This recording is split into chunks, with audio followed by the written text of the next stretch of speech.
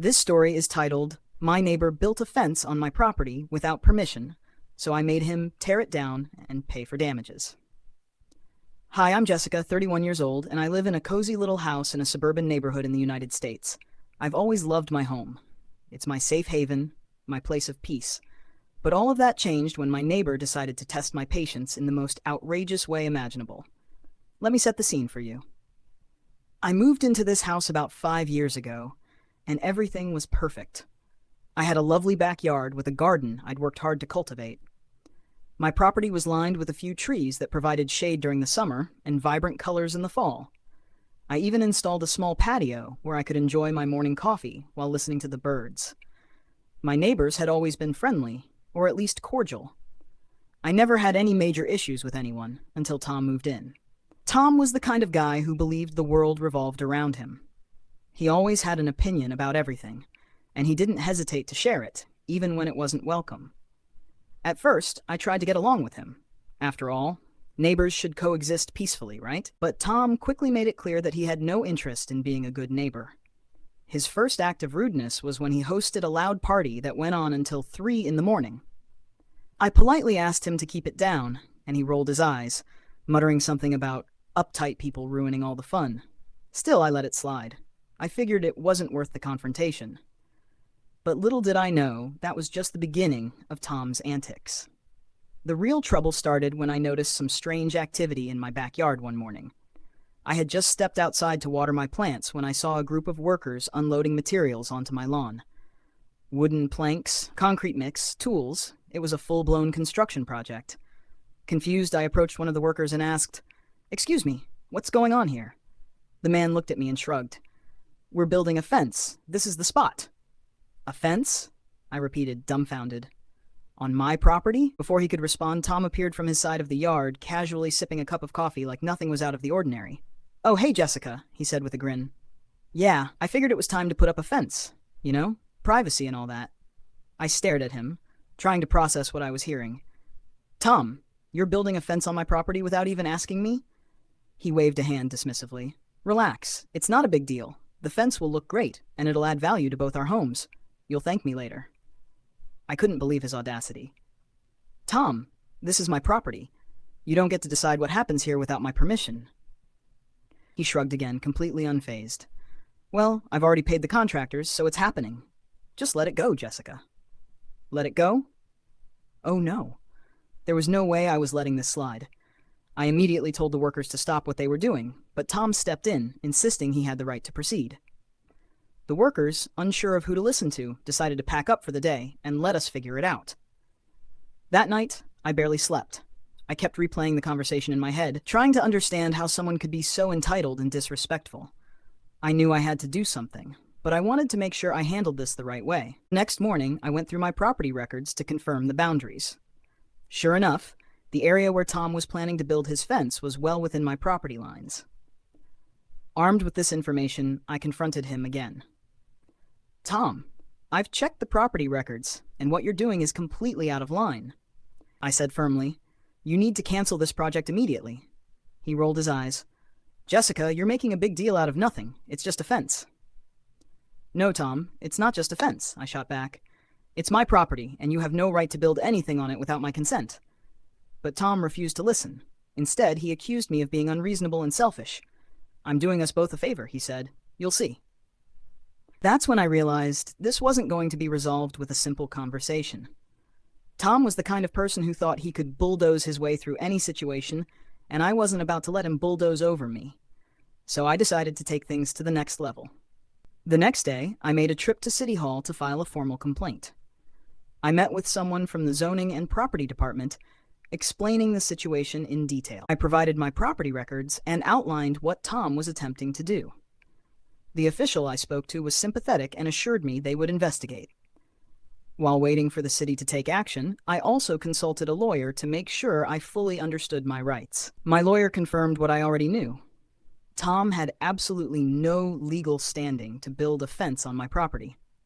He also advised me to document everything, so I started taking pictures of the materials piled on my lawn and the unfinished fence posts the workers had managed to install before I stopped them. I thought I was prepared for the fight ahead, but nothing could have prepared me for what Tom did next. 2 days later, I came home from running errands and froze in disbelief. The workers were back, and they had made significant progress on the fence. Half of it was already up, cutting right through my yard as if it belonged to him. I stormed over to Tom's house, furious. He opened the door with a smirk on his face. "Hey, Jessica. Looking good, right? The fence is almost done." "Tom, what is wrong with you?" I shouted. "I told you to stop, and I filed a complaint with the city." "You have no right to do this." He shrugged, completely unfazed. "By the time the city gets involved, the fence will already be up. What are they going to do, tear it down? That'd be a waste of time and money." I couldn't believe his audacity. "You're trespassing on my property, and I won't stand for it," I said through gritted teeth. Tom laughed. "Go ahead and call whoever you need to call. But trust me, you're just making this harder on yourself. It's just a fence, Jessica. Relax." I was livid, but I refused to let him see how much he'd gotten under my skin. Instead, I took pictures of the newly built sections of the fence and immediately updated my complaint with the city. I also sent the photos to my lawyer, who assured me that this was a clear-cut case of trespassing and illegal construction. The city moved surprisingly fast. Within a week, an inspector came out to assess the situation. I made sure to be there when they arrived, pointing out exactly where the fence encroached on my property and providing all the documentation I had gathered. Tom, of course, tried to play it cool. He followed us around, acting like the whole thing was a misunderstanding. "Look, I thought the property line was here," he said, gesturing vaguely. "It's an honest mistake." But the inspector wasn't buying it. After reviewing the records and surveying the property, they confirmed what I already knew. The fence was illegally built on my land. The inspector issued Tom a notice of violation, ordering him to stop all construction immediately and remove the fence within 30 days. If he failed to comply, the city would tear it down themselves and charge him for the costs. I thought that would be the end of it, but Tom, being the stubborn and entitled person he was, refused to back down. Instead of removing the fence, he filed an appeal with the city, claiming the property line was ambiguous and that he had a right to build where he did. This dragged the whole process out even further. Weeks turned into months as we waited for a hearing to settle the matter once and for all. In the meantime, my backyard was a mess.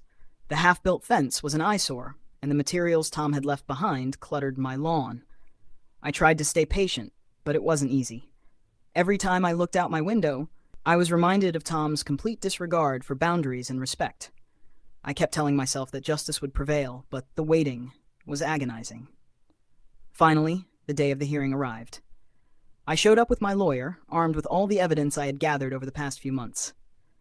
Tom, on the other hand, came alone, looking smug and confident as ever. The hearing didn't last long. The evidence was overwhelmingly in my favor, and the city officials saw right through Tom's excuses. They ruled that the fence was illegally constructed and ordered him to remove it immediately. He was also fined for violating zoning laws and trespassing on my property. I thought that would be the end of it, but Tom had one last stunt up his sleeve. Instead of hiring professionals to take down the fence, he decided to do it himself, and he made sure to do it as loudly and obnoxiously as possible. For an entire weekend, he and a few of his buddies hammered and sawed away at the fence, making as much noise as they could. It was clearly a childish attempt to get under my skin, but I refused to give him the satisfaction of reacting. When the fence was finally gone, I breathed a sigh of relief. My yard was back to normal, and the nightmare was over. Or so I thought. Just when I thought things had finally settled down, I noticed something strange a week later. The area where Tom had removed the fence was a mess. Piles of debris left over concrete and holes where the fence posts had been.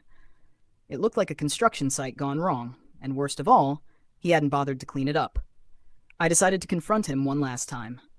I walked over to his house and knocked on the door. When he opened it, I pointed toward the mess in my yard. "Tom, you need to clean up the damage you left behind. This isn't acceptable." He crossed his arms and smirked. "That's your problem now, Jessica. I took the fence down like I was told. What more do you want from me?" "Tom, this is still my property, and you left it in worse condition than you found it. You're responsible for fixing this," I said firmly. He shrugged. "Not my issue. Hire someone to clean it up if it bothers you so much." That was the last straw. I was done playing nice. I went back to my lawyer and asked what my options were. After reviewing the situation, My lawyer suggested filing a civil lawsuit against Tom for damages. At first, I hesitated. A lawsuit felt like an extreme step, but the more I thought about it, the more I realized it was the only way to hold him accountable. So, I filed the suit. I claimed damages for the cost of restoring my property, the stress he had caused, and the time I had wasted dealing with his nonsense. When Tom was served with the legal notice, he was furious. He stormed over to my house, pounding on my door. "Are you serious, Jessica? You're suing me over some dirt and holes?" I opened the door just enough to meet his glare. "I warned you, Tom. I gave you every opportunity to do the right thing, and you refused. This is on you."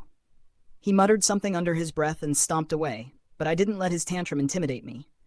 The lawsuit dragged on for a few months, but I stayed persistent. During the proceedings, I presented all the evidence I had collected, the photos of the debris, the leftover materials, and even the records showing the fines he'd already incurred. My lawyer argued that Tom's actions had caused me financial and emotional harm, and he made a strong case for why I deserved compensation. Tom, on the other hand, showed up to court with the same smug attitude he'd had all along. He tried to argue that I was being overdramatic and that the whole situation was blown out of proportion. But his lack of evidence and dismissive demeanor didn't do him any favors. In the end, the judge ruled in my favor. Tom was ordered to pay for the cost of cleaning up my property and restoring it to its original condition. He also had to cover my legal fees, which was a small but satisfying victory. When the verdict was announced, Tom looked like he'd swallowed a lemon. He didn't say a word as we left the courtroom, but I could tell he was seething. A few weeks later, a professional crew showed up to clean and repair my yard. Watching them haul away the debris and fill in the holes felt like the closure I had been waiting for. But the story doesn't end there. Even after the lawsuit was settled, Tom's behavior didn't improve. If anything, it got worse. He couldn't stand the fact that I had won, and he went out of his way to make my life as miserable as possible. It started with petty things. He'd let his lawn grow out of control, weeds creeping into my yard. He'd blast music late at night, even after the noise complaints I filed with the city. He'd glare at me whenever we crossed paths, muttering insults under his breath. I tried my best to ignore him, but one incident pushed me over the edge. One morning, I walked outside to find that someone had dumped a pile of trash on my lawn. Old food containers, broken furniture, and even a ripped-up mattress were strewn across the grass. It didn't take a genius to figure out who was behind it. I marched over to Tom's house and confronted him yet again. "Tom, this has gone far enough. Did you seriously dump trash on my lawn?" He leaned against his doorframe, smirking. "Prove it," he said, his voice dripping with sarcasm. It was infuriating. He knew there was no camera footage or witnesses to catch him in the act, so he felt untouchable. But what he didn't know was that I wasn't done fighting back. I decided it was time to hit him where it hurt the most, his reputation. I began documenting everything. Every noise complaint, every act of harassment, every petty attempt to antagonize me. I compiled photos, videos, and witness statements from other neighbors who had grown tired of Tom's behavior. Then I brought it all to the Homeowners Association, HOA. While I hadn't been particularly active with the HOA in the past, I knew they had rules about maintaining peace and property standards in the neighborhood. At the next HOA meeting, I presented my case. I showed them the evidence of Tom's harassment, the damage he had caused to my property, and the trash incident. Other neighbors chimed in, sharing their own stories of how Tom had made their lives difficult. The HOA took my complaint seriously. They issued Tom multiple warnings and even fined him for violating neighborhood rules. When he refused to pay, they escalated the situation, threatening legal action if he didn't comply. Tom's reign of terror was finally starting to crumble. But the real turning point came when I decided to share my story publicly. I wrote a detailed account of everything I had endured and posted it on a local community forum. My post quickly gained traction, with dozens of people commenting and sharing similar experiences with problematic neighbors. One comment stood out to me. A woman who claimed to have lived next to Tom in his previous neighborhood. She said he had pulled similar stunts there, building on someone else's property and causing endless drama until he was finally forced to move. It all made sense now. Tom was a serial troublemaker, and he had no intention of changing his ways. The community backlash was swift. People stopped talking to him, stopped inviting him to neighborhood events, and started reporting every little infraction to the HOA or local authorities. His smug demeanor disappeared, replaced by a sullen bitterness that made it clear he knew he'd lost. Eventually, Tom put his house on the market and moved out of the neighborhood. The day I saw the moving truck pull away was one of the happiest days of my life. With Tom gone, peace finally returned to my home. I restored my backyard to its former glory, planting new flowers and enjoying my mornings on the patio without a care in the world. This whole ordeal taught me a valuable lesson about standing up for myself. It wasn't easy, and there were moments when I wanted to give up, but I refused to let someone like Tom take advantage of me. So, if you're ever dealing with a difficult neighbor, or someone who thinks they can walk all over you, remember this: don't back down. Stand your ground, gather evidence, and fight for what's right. In the end, justice will prevail. Thank you for listening to my story.